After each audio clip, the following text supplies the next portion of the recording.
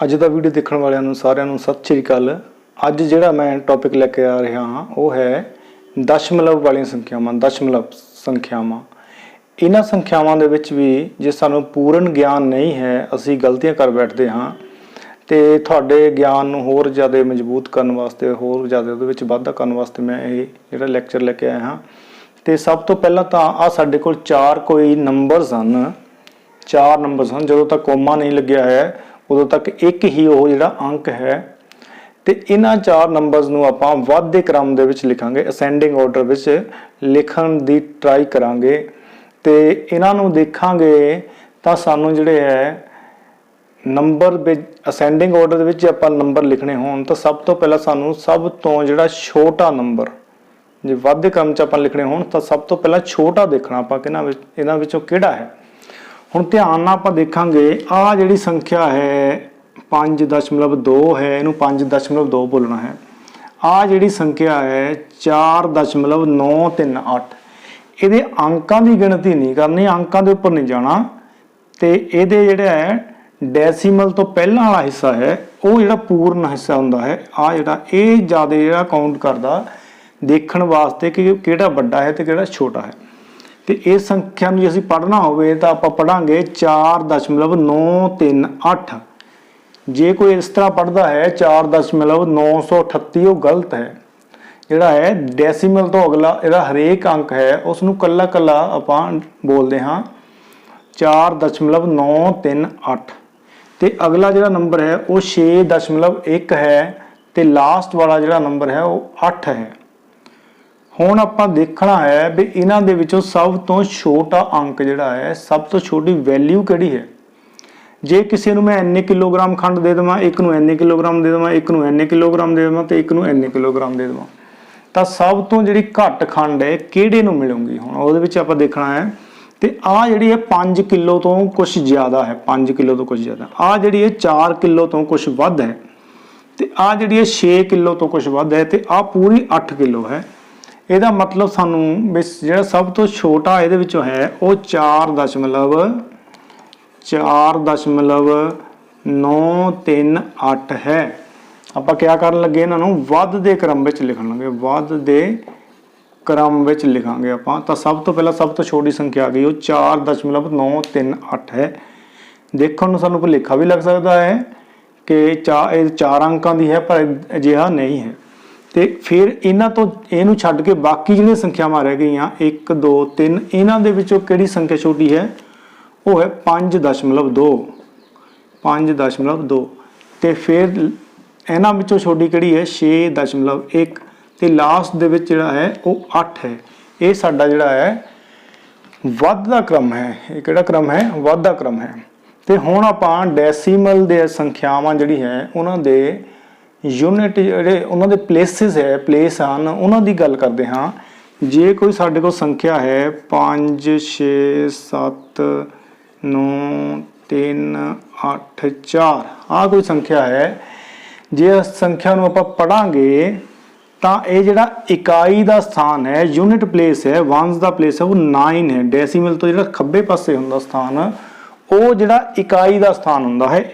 ਇਸ ਨੂੰ ਨਹੀਂ ਇਕਾਈ ਦਾ ਸਥਾਨ ਆਪਾਂ ਬਣਾ ਦੇਣਾ। ਡੈਸੀਮਲ ਦੇ ਵਿੱਚ ਜੇ ਡੈਸੀਮਲ ਲੱਗਿਆ ਹੈ ਤਾਂ ਡੈਸੀਮਲ ਤੋਂ ਲੈਫਟ ਸਾਈਡ ਦਾ ਜਿਹੜਾ ਪਹਿਲਾ ਸਥਾਨ ਹੁੰਦਾ ਹੈ ਉਹ ਹੁੰਦਾ ਇਕਾਈ ਦਾ ਸਥਾਨ, ਇਕਾਈ ਦਾ ਜਾਂ ਵਨਸ ਦਾ ਕਹਿ ਦਿੰਦੇ। ਆਹ ਹੈਗਾ ਇਕਾਈ ਦਾ, ਤੇ ਆਹ ਹੈਗਾ ਦਹਾਈ ਦਾ, ਤੇ ਆਹ ਹੈਗਾ ਸੈਂਕੜੇ ਦਾ, ਤੇ ਆਹ ਹੈਗਾ ਹਜ਼ਾਰ ਦਾ। ਯਾਨੀ ਕਿ ਇਹ ਇਧਰਲਾ ਪਾਰਟ ਜਿਹੜਾ ਬਣ ਗਿਆ 5679 ਬਣ ਗਿਆ ਹੈ, 5679 ਬਣ ਗਿਆ। ਤੇ ਜੇ ਆਪਾਂ ਵੀ ਸੱਜੇ ਪਾਸੇ ਵਾਲਿਆਂ ਦੀ ਗੱਲ ਕਰੀਏ, ਆ ਇਕਾਈ ਵਾਲੇ ਨੂੰ ਅਸੀਂ ਉੱਦਾਂ ਲਿਖਣਾ ਹੋਵੇ 1 ਲਿਖਦੇ ਹਾਂ, ਦਹਾਈ ਵਾਲੇ ਨੂੰ 10 ਲਿਖਦੇ ਹਾਂ, ਸੈਂਕੜੇ ਵਾਲੇ ਨੂੰ ਆਪਾਂ 100 ਕਹਿੰਦੇ ਹਾਂ, ਹਜ਼ਾਰ ਵਾਲਾ ਜਿਹੜਾ ਹੁੰਦਾ ਹੈ ਪਲੇਸ ਉਹ 1000 ਹੁੰਦੀ ਹੈ ਉਹਦੀ ਵੈਲਿਊ। ਤੇ ਜਿਹੜਾ ਰਾਈਟ ਸਾਈਡ ਤੇ ਹੋਏ ਫਿਰ ਡੈਸੀਮਲ ਤੋਂ, ਉਹ ਜਿਹੜਾ ਪਹਿਲਾ ਸਥਾਨ ਹੁੰਦਾ ਹੈ ਇਹ ਹੁੰਦਾ ਹੈ 10ਵਾਂ। 10ਵਾਂ ਮਤਲਬ 1/10 ਹੁੰਦਾ ਹੈ। ਇਹ ਸਥਾਨ ਕਿੰਨਾ ਹੁੰਦਾ 1/10।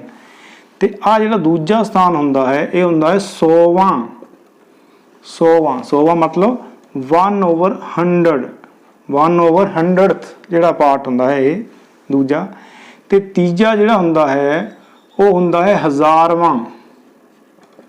हज़ारवां यानी कि 1/1000।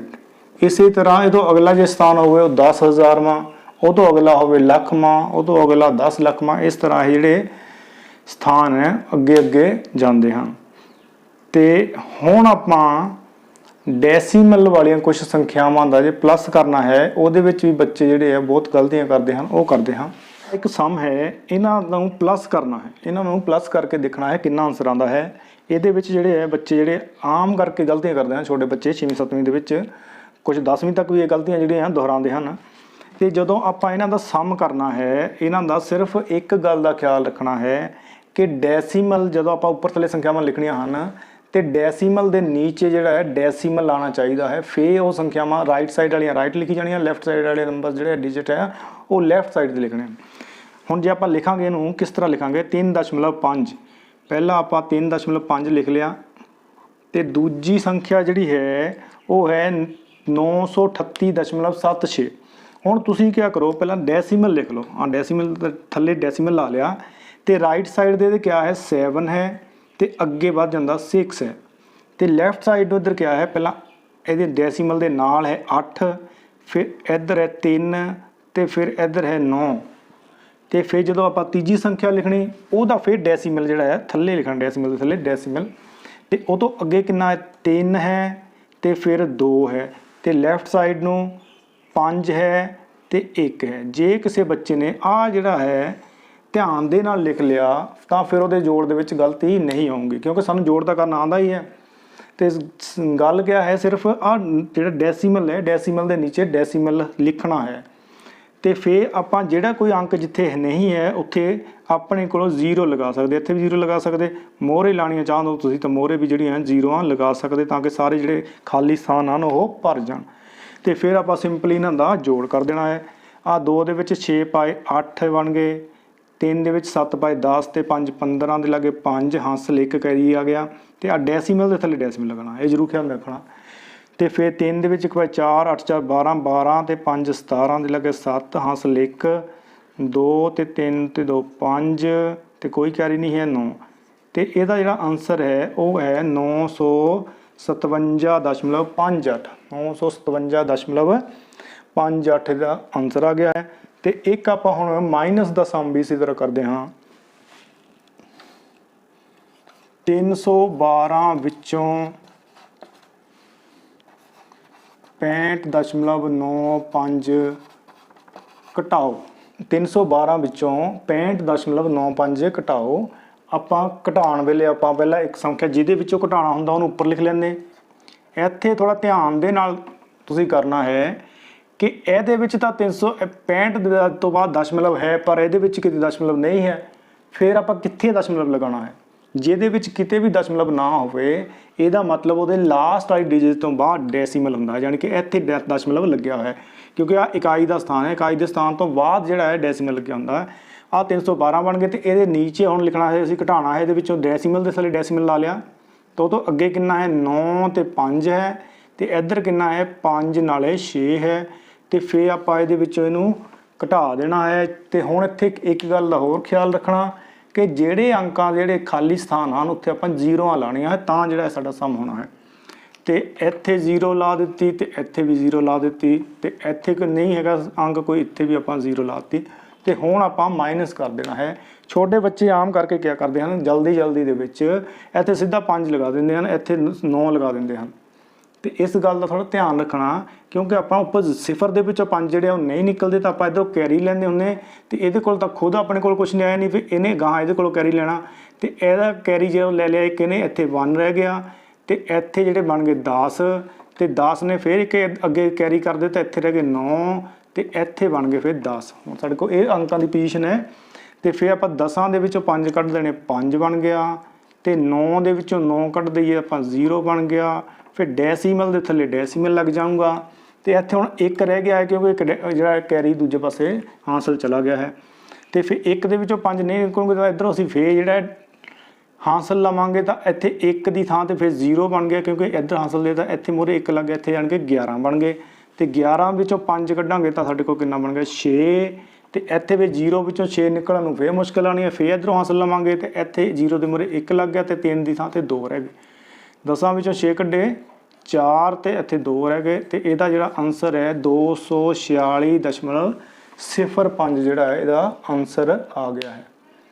ਤੇ ਹੁਣ ਆਪਾਂ ਇੱਕ ਡੈਸੀਮਲ ਵਾਲਾ ਗੁਣਾ ਦਾ ਸਮ ਕਰਦੇ ਹਾਂ। 4.5 ਨੂੰ 3.21 ਦੇ ਨਾਲ ਮਲਟੀਪਲਾਈ ਕਰਨਾ ਹੈ ਤੇ ਮਲਟੀਪਲਾਈ ਕਰਨ ਵੇਲੇ ਤੁਸੀਂ ਪਹਿਲਾਂ ਸਿੰਪਲ ਖਿਆਲ ਰੱਖਣਾ, ਤੁਸੀਂ ਇਹ ਸਮਝਣਾ ਪਹਿਲਾਂ ਵੀ ਇਹਨਾਂ ਦੇ ਵਿੱਚ ਦਸ਼ਮਲਵ ਜਿਹੜਾ ਹੈ ਡੈਸੀਮਲ ਹੈ ਹੀ ਨਹੀਂ ਹੈ। ਆਪਾਂ ਜਿਸ ਤਰ੍ਹਾਂ ਦੂਜੇ ਨੰਬਰਾਂ ਦੀ ਮਲਟੀਪਲਾਈ ਕਰਦੇ ਹਾਂ ਉਸ ਤਰ੍ਹਾਂ ਮਲਟੀਪਲਾਈ ਕਰਾਂਗੇ। ਤੇ ਚਾਹੇ 45 ਨੂੰ ਉੱਪਰ ਲਿਖ ਲਓ ਚਾਹੇ ਇਹਨੂੰ ਉੱਪਰ ਲਿਖ ਲਓ। ਆ ਜ਼ਿਆਦਾ ਅੰਕਾਂ ਦਾ ਹੈ, ਮੈਨੂੰ ਉੱਪਰ ਲਿਖ ਲਿਆ ਹੋਇਆ 3.21 ਤੇ ਇਹਨੂੰ ਮਲਟੀਪਲਾਈ ਕਰਨਾ ਹੈ 4.5 ਦੇ ਨਾਲ।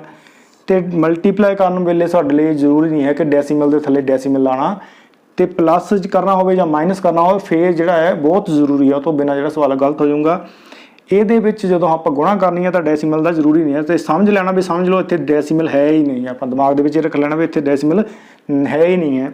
ਤੇ ਜੇ ਨਾ ਹੋਵੇ ਤਾਂ ਉੱਪਰ ਬਣ ਗਿਆ 321 ਤੇ ਥੱਲੇ ਬਣ ਗਿਆ 45। ਆਪਾਂ 321 ਨੂੰ 45 ਦੇ ਨਾਲ ਜਿੱਦਾਂ ਗੁਣਾ ਕਰਦੇ ਹਾਂ ਉਸ ਤਰ੍ਹਾਂ ਕਰਾਂਗੇ। ਤਾਂ ਸਭ ਤੋਂ ਪਹਿਲਾਂ 5 ਤੋਂ ਆਪਾਂ ਸ਼ੁਰੂ ਕਰਦੇ ਹਾਂ। 5 ਏਕਮ 5 ਤੇ 5 ਦੂਣੀ 10 ਦੀ ਲੱਗੇ 0 ਹਾਸਲ 1, 5 ਤੇ 15 ਤੇ 1 16। ਤੇ ਫਿਰ ਆਪਾਂ ਜਦੋਂ ਦੂਜੇ ਅੰਕ ਦੀ ਕਰਨੀ ਹੁੰਦੀ ਹੈ ਗੁਣਾ ਤਾਂ ਇੱਧਰ ਇੱਕ ਅੰਕ ਛੱਡ ਕੇ ਉਹਦੇ ਥੱਲੇ ਕ੍ਰੋਸ ਲਗਾ ਦਿੰਦੇ ਹਾਂ। ਫਿਰ 4 ਦਾ ਟੇਬਲ ਬਣਾਂਗੇ। 4 ਏਕਮ 4, 4 ਦੂਣੀ 8 ਤੇ 4 ਤੇ 12 ਲੱਗ ਗਿਆ। ਤੇ ਫਿਰ ਆਪਾਂ ਕੀ ਕਰਦੇ ਹਾਂ, ਇਹਨਾਂ ਦਾ ਜੋੜ ਕਰ ਦਿੰਦੇ ਹਾਂ ਦੋਨਾਂ ਦਾ।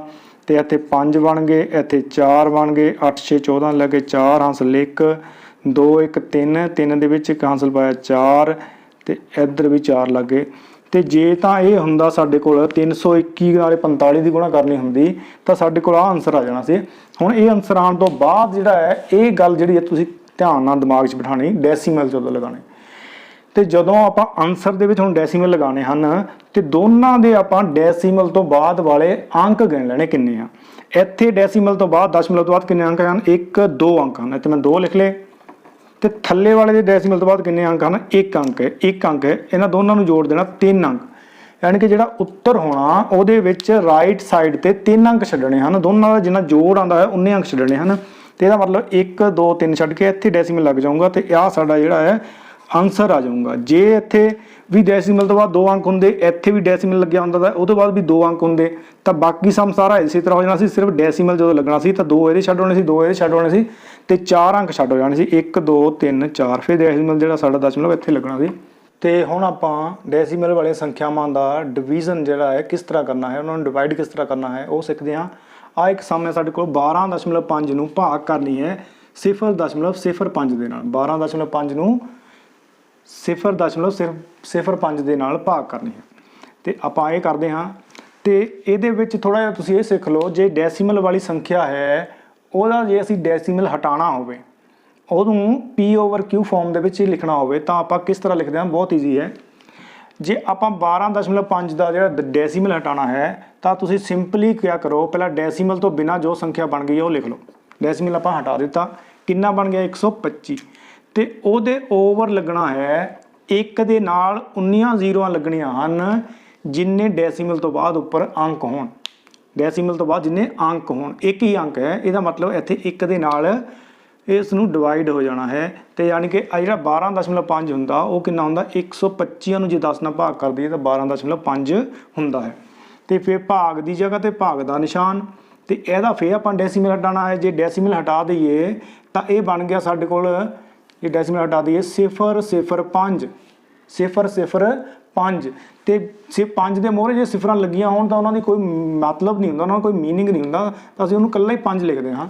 ਇਹਦਾ ਮਤਲਬ ਉੱਪਰ ਕਿੰਨਾ ਬਣ ਗਿਆ 5 ਤੇ ਓਵਰ 1 ਦੇ ਨਾਲ ਜ਼ੀਰੋਆਂ ਲੱਗਣੀਆਂ। ਹੁਣ ਦੱਸੋ ਕਿੰਨੀਆਂ ਲੱਗੂਗੀਆਂ, ਜਿੰਨੇ ਡੈਸੀਮਲ ਤੋਂ ਬਾਅਦ ਅੰਕ ਹੋਣ। ਡੈਸੀਮਲ ਤੋਂ ਬਾਅਦ ਕਿੰਨੇ ਅੰਕ ਹੈ, 1 2 ਅੰਕ ਹੈ। ਜ਼ੀਰੋ ਨੂੰ ਇਹ ਨਹੀਂ ਕਹਿਣਾ ਵੀ ਅੰਕ ਨਹੀਂ ਹੈ, ਡੈਸੀਮਲ ਤੋਂ ਬਾਅਦ 1 ਤੇ 2 ਅੰਕ ਹਨ, ਇਹਦਾ ਮਤਲਬ 1 ਦੇ ਨਾਲ 2 ਸਿਫਰਾਂ ਲੱਗ ਜਾਣੀਆਂ। ਯਾਨੀ ਕਿ ਇਹ ਬਣ ਗਿਆ 0.05 ਜਿਹੜਾ ਹੁੰਦਾ ਉਹ ਹੁੰਦਾ 5/100।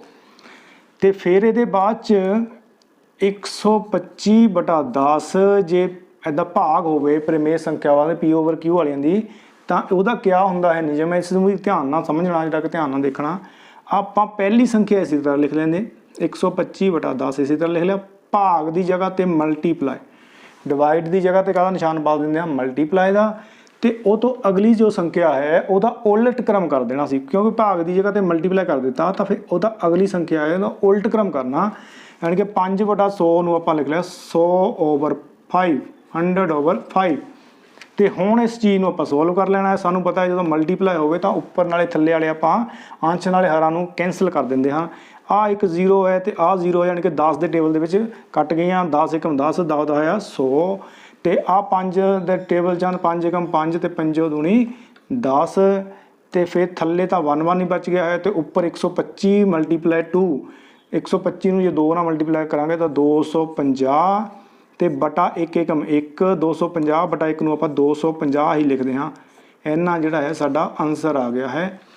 ਇਹ ਜਿਹੜੀ ਹੈ ਬਹੁਤ ਹੀ ਜਿਹੜਾ ਇੰਪੋਰਟੈਂਟ ਗੱਲ ਹੈ, ਡਿਵਾਈਡ ਵਾਲੇ ਨੂੰ ਇਸਨੂੰ ਜਿਹੜਾ ਧਿਆਨ ਦੇ ਨਾਲ ਸਮਝਣਾ ਹੈ। ਤੇ ਕਿ ਡੈਸੀਮਲ ਵਾਲੇ ਨੂੰ ਜੇ P/Q ਦੇ ਫਾਰਮ ਵਿੱਚ ਲਿਖਣਾ ਹੋਵੇ ਤਾਂ ਜਾਂ P/Q ਫਾਰਮ ਵਾਲੇ ਨੂੰ ਡੈਸੀਮਲ ਦੇ ਵਿੱਚ ਰੱਖਣਾ ਹੋਵੇ ਤਾਂ ਉਹ ਵੀ ਜਿਹੜਾ ਹੈ ਬਹੁਤ ਹੀ ਇੰਪੋਰਟੈਂਟ ਹੈ, ਇਸ ਨੂੰ ਵੀ ਧਿਆਨ ਦੇ ਨਾਲ ਸਮਝਣਾ ਹੈ। ਆਸ ਹੈ ਕਿ ਤੁਹਾਨੂੰ ਜਿਹੜਾ ਇਹ ਵੀਡੀਓ ਵਧੀਆ ਲੱਗੇਗਾ ਤੇ ਤੁਹਾਡੇ ਲਈ ਇਹ ਲਾਭਦਾਇਕ ਹੋਵੇਗਾ। Thank you very much.